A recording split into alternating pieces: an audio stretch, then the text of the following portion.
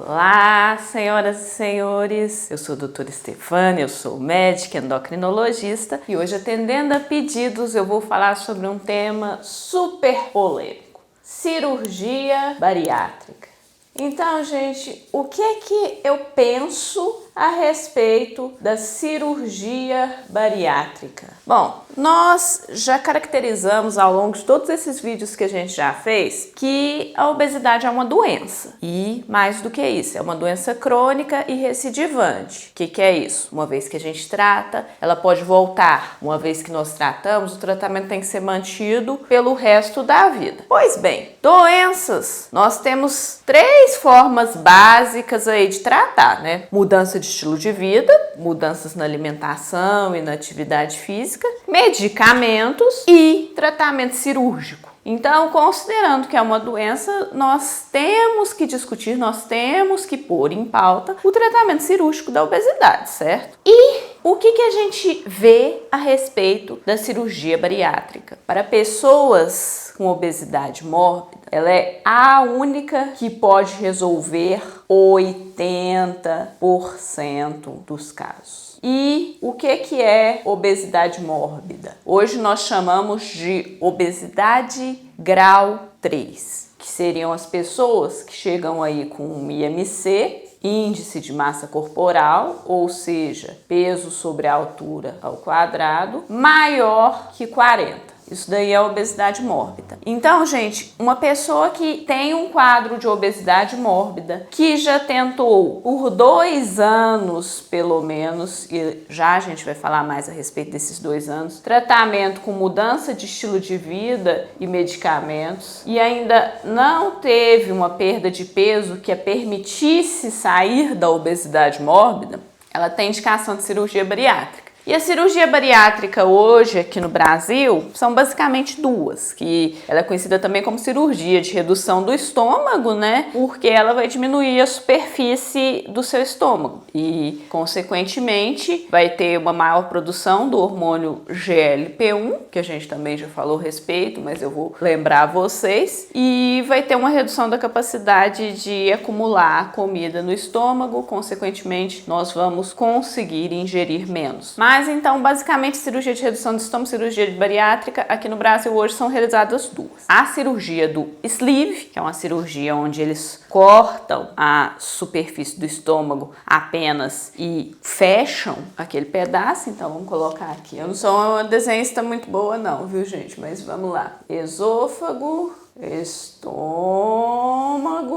e o intestino descendo aqui. Pois bem, aí na cirurgia de sleeve, eles vêm aqui, eles vão cortar o estômago e ligar aqui no intestino. Então isso aqui se perde, então a superfície reduz bastante. Esse é o sleeve. E aí nós temos a cirurgia do bypass, que a cirurgia do bypass, ele clampeia aqui um pedaço do estômago, certo? E vem e liga a alça intestinal aqui para melhorar ainda mais a oferta de nutrientes e a desabsorção. Então, o que acontece? No sleeve, ele não muda o trajeto do intestino. Na bypass, ele muda. Então, a bypass é uma cirurgia mista de um componente desabsortivo e um componente de redução anatômica. A sleeve é só redução anatômica. Então, a sleeve, gente, ela vai ter menos desabsorção de vitamina, que a gente vai falar, do que a bypass. Ela potencialmente leva a menos perda de peso, mas ela é uma cirurgia com menos complicações no pós-operatório, certo? Mas são basicamente essas cirurgias que são realizadas hoje no Brasil. E aparentemente a que ainda é mais realizada é a bypass. Pois bem, então a gente já falou que a bariátrica resolve 80% dos casos de obesidade mórbida e seria a opção mais eficaz para tratar esse quadro de obesidade. Tem mais alguma outra indicação para cirurgia bariátrica? tem um IMC acima de 35, ou seja, obesidade grau 2, com comorbidades associadas ao excesso de peso. O que é isso? Hipertensão, diabetes, apneia do sono, osteoartrose, asma descompensada de difícil controle, certo? Gordura no fígado, esteatose hepática, né? Todas essas são consideradas comorbidades associadas ao excesso de peso, que são desencadeadas ou pioradas pelo excesso de peso. E aí a pessoa pode considerar fazer bariátrica com IMC acima de 35, com comorbidades, desde que já tenha tentado 2 anos dieta e atividade física. E por que 2 anos de dieta, atividade física e medicação? Né? Falar da medicação também, antes de tentar a bariátrica. Porque, embora seja um procedimento relativamente seguro, nós temos uma taxa de 10% de complicações no pós-operatório. Então, lembra, gente, em medicina a gente sempre fala, o benefício de um tratamento tem que superar o risco. Então, considerando a gravidade, a incidência de comorbidades associadas com a obesidade mórbida e com a obesidade grau 2 já com comorbidades instaladas, nós temos um benefício de fazer a bariátrica desde que já tenhamos tentado as outras opções. E outra coisa, é muito importante uma pessoa que faz a bariátrica ter noção de tratamento através de dieta, atividade física e medicação. Porque eu não falei para vocês que a obesidade é uma doença crônica recidivante. Então, gente, isso é muito importante. Eu sempre falo no consultório, guarda essa frase na cabeça de vocês. Se não for guardar mais nada que dá aula, guarda essa frase. Cirurgia bariátrica é a forma mais rápida de perder peso, mas não é a cura da obesidade. Fez a bariátrica, continue ingerindo ultraprocessado, primeiro que você tem uma chance enorme de passar super mal. Mas fez a bariátrica, continue ingerindo ultraprocessado, começou a ingerir bebida alcoólica. Isso é importante saber também que doenças psiquiátricas ativas graves contraindicam cirurgia bariátrica também. Tem muitos casos de alcoolismo pós-cirurgia bariátrica. Mas, enfim, fez a cirurgia bariátrica, continua escapando em dieta, ingerindo bebida alcoólica, sedentário, vai passar 5 anos, vai ter reganho de peso. Então, se você tem uma indicação de fazer cirurgia bariátrica, lembre-se, reeducação alimentar, atividade física e eventualmente até medicamentos você vai ter que usar para o resto da vida, certo? Mas muitas vezes uma pessoa que fez bariátrica, mantendo uma rotina de alimentação e atividade física, consegue seguir naturalmente. O esperado de ingesta calórica pós-bariátrica é de 1.000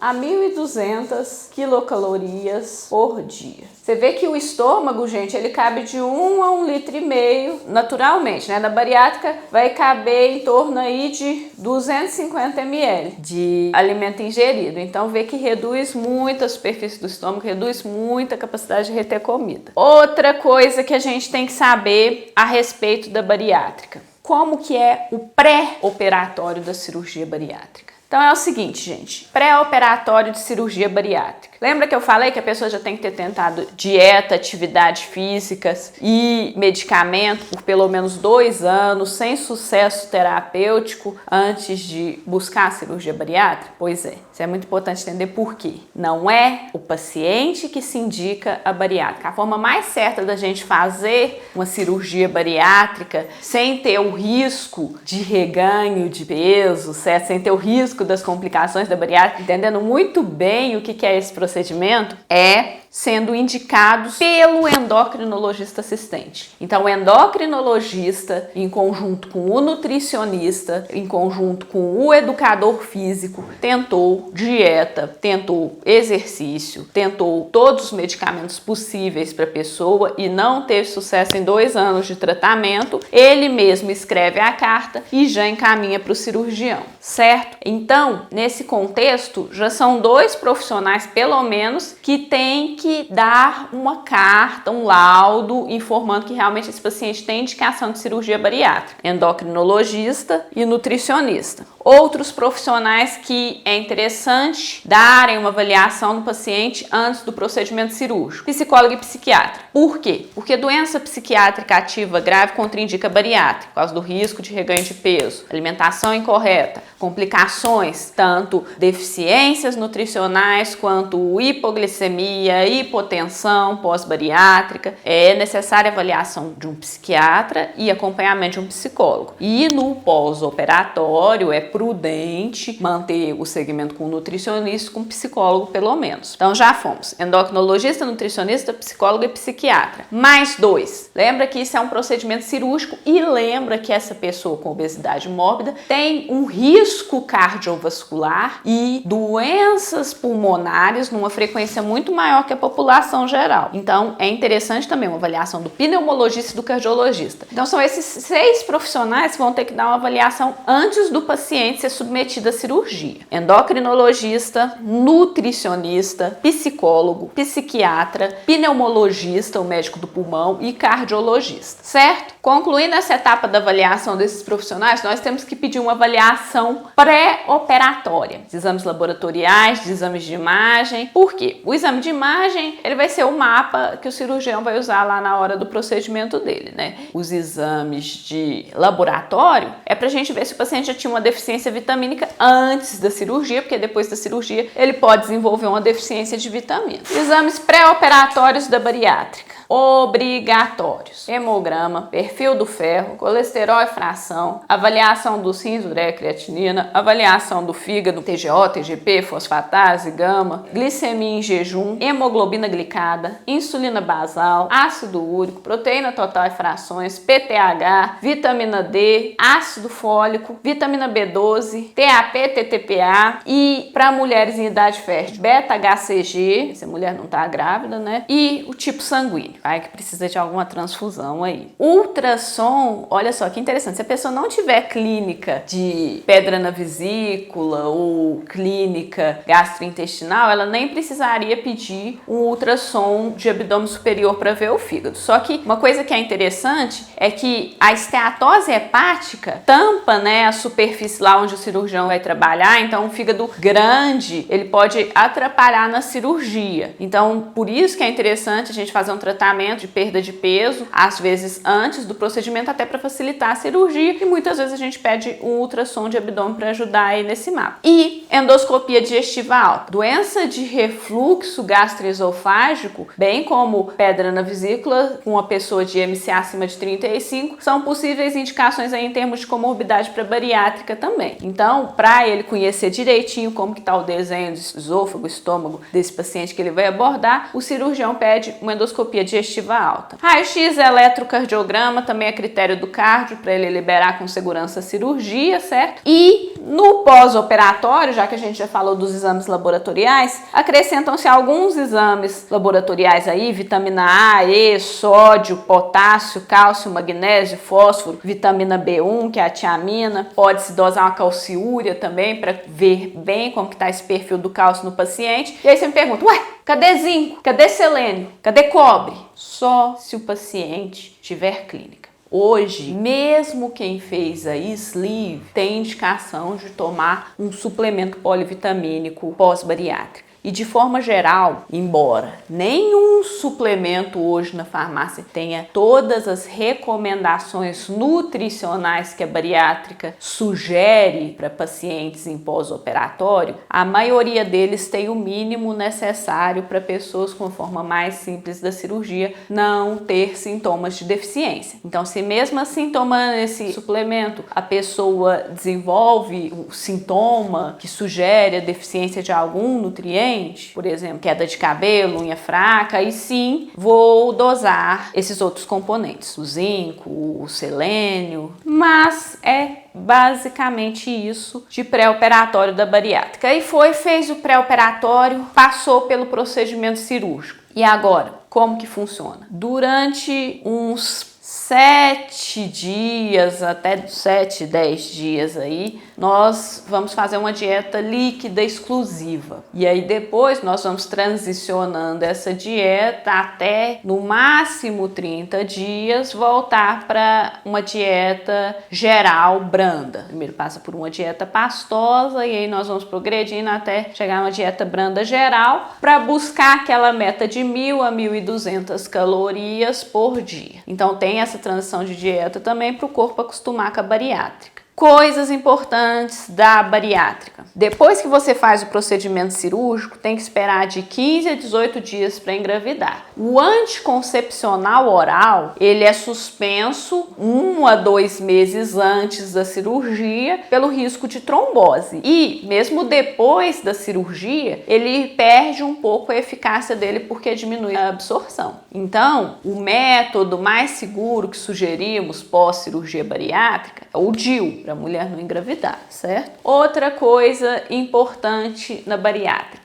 Se você comer doce, carboidratos simples, alimentos ultraprocessados, você tem o risco de ter o efeito de dumping. Dumping precoce e dumping tardio. O que é isso? O dumping precoce acontece em coisa de no máximo meia hora. Esse alimento ultraprocessado de absorção rápida, ele passa muito rápido lá pelo estômago e aí a pessoa sente aumento dos batimentos cardíacos, uma queda de pressão, pode dar uma sensação como se fosse desmaiar, um enjoo muito forte. Então esse é o dumping precoce. Outra coisa que esse excesso de doce pode fazer é o dumping tardio. Aí o dumping tardio é de 2 a 3 horas depois que a gente comeu. O que é isso? Lembra que eu falei? Você reduziu a superfície do estômago, você aumentou o seu GLP-1. O que o GLP-1 faz? O GLP-1 vai lá e avisa o pâncreas. Vem vindo comida por aí. Aí o pâncreas faz o quê? Produz insulina. Vem aquela comida com alto teor de glicose, aí o pâncreas produz aquela carga de insulina, mas é tanta insulina que a insulina já captura toda a glicose e ainda fica circulando no organismo. Aí passam umas 2, 3 horas, o que acontece? Hipoglicemia. Chega demais no consultório pessoas pós-operatório de bariátrica com queixa de hipoglicemia. Mas eu acho que é a complicação mais frequente no meu consultório do pós-bariátrica. E aí como que trata? Reeducação alimentar. Proteína em todas as principais refeições, porque a proteína demora 6 horas para virar glicose, vai deixar a pessoa saciada. Preferência por carboidratos complexos e integrais. Beber bastante água, tá na base do tratamento da bariátrica. Fazer a suplementação vitamínica correta. Que aí dessa forma a gente não vai ter aquela vontade de escapar nos ultraprocessados e, consequentemente, a nossa oferta de glicose vai ficar mais homogênea, consequentemente a oferta de insulina também. Então, só reeducação alimentar já controla o dumping no pós-bariátrico. Sucesso em tratamento cirúrgico da bariátrica. 3 pontinhos. Perda de 50% do excesso de peso. Então vamos colocar aí, para ficar uma conta bem fácil aí, uma pessoa de 1,70 m tá pesando 120 quilos e aí passa por um procedimento de cirurgia bariátrica. Vamos colocar um excesso de peso 50 quilos. Ela tem que perder pelo menos 25 e sustentar por 5 anos essa perda, 50% do excesso de peso. Outra coisa, ela não pode ter reganho de mais de 10% do peso perdido nesse intervalo. Outra coisa, então vamos supor que ela tinha que ter perdido pelo menos 25, mas ela perdeu 40 e desses 40 aí ela pode ter reganho de 10, tem referência que fala 20%, mas no máximo um reganho de 8 quilos, pra gente falar em sucesso da cirurgia bariátrica. E terceiro ponto, pelo menos sair da obesidade mórbida. Então, pelo menos sair da obesidade grau 3. Só que o ideal, em qualquer tratamento que eu proponho para obesidade, eu gostaria de tirar a pessoa da obesidade. Então, é o que eu sempre falo no consultório. Nós toleramos você ficar na faixa do sobrepeso, que é muito menos mórbido que a obesidade. A literatura fala que uma perda de 5% do peso em 3 meses já vai ter impacto na sua saúde. Mas, idealmente, garantir a remissão da doença da obesidade é interessante no tratamento crônico, pelo menos o que eu proponho. Sobre bariátrica, então, eu acho que esses aí são os pontos mais importantes que eu gostaria de deixar claro para vocês. Se vocês tiverem mais dúvidas, se você já passou por esse procedimento ou ainda vai passar, Se você tem algum sintoma, desenvolveu algum sintoma pós-cirurgia, posta aí pra mim que a gente vai trocando uma ideia. Ah, e outra coisa, exercício físico. Maior marcador de manutenção do peso perdido uma vez que a gente emagrece é o quê? Rotina de atividade física. Escolhe um para chamar de seu, beleza? Valeu então, até a próxima.